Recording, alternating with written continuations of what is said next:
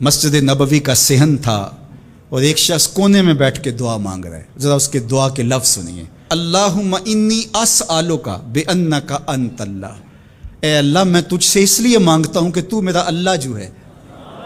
ذرا غور کیجیے. میرے والد گرامی فرماتے تھے کہ بیٹا باپ سے کہے کہ ابا جی میں آپ سے اس لیے مانگ رہا ہوں کہ آپ میرے ابو جو ہیں، تو باپ کو اپنا وجود بیچ کے بھی دینا پڑا تو اس کی ڈیمانڈ پوری کرے گا.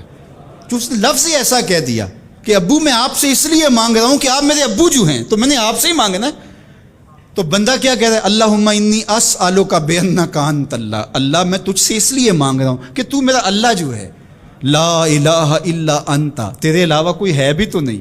انت الاحد الصمد الذی لم یلد ولم یولد. تو ایک ہی ہے، واحد ہے، اور کوئی ہے ہی نہیں جس در پہ جاؤں. کوئی چوکھٹ نہیں ہے جہاں دامن پساروں، کوئی دہلیز ہی نہیں ہے جہاں جھولی پھیلاؤں. تو بے نیاز ہے اور تجھے نہ کسی نے جنم دیا اور نہ تو نے کسی کو جنم دیا.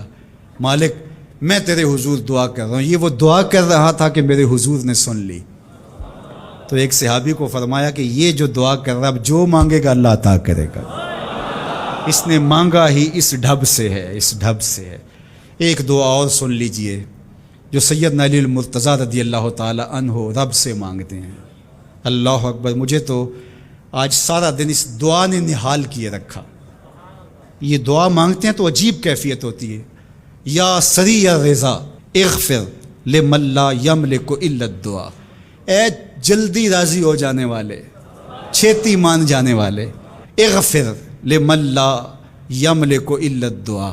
اسے معاف کر دے جس کے پاس دعا کے علاوہ سہارا ہی کوئی نہیں، جس کے پاس دعا کے علاوہ کچھ ہے ہی نہیں جو پیش کر سکے.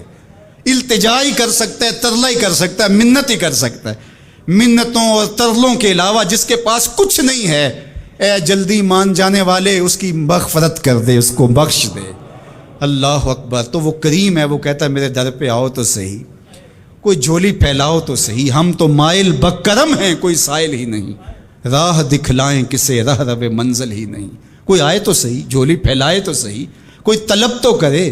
دنیا والوں سے مانگیں تو ناراض ہوتے ہیں، اللہ سے نہ مانگیں تو ناراض ہوتا ہے. اللہ کہتا ہے مجھ سے نہ مانگو گے تو پھر کس در پہ جاؤ گے؟ قل ما یعبأ بکم ربی لولا دعاؤکم. اگر تم نہیں مانگو گے تو پھر وہ بھی پرواہ نہیں کرے گا. تم مانگتے رہو گے، جھولی پھیلاتے رہو گے، وہ اپنی رحمتیں تمہارے دامن میں ڈالتا رہے گا. اس کے خزانوں میں کوئی کمی نہیں آتی. ہر بندے کو اس کی ڈیمانڈ کے مطابق، چاہت کے مطابق، طلب کے مطابق، آرزو اور تمنا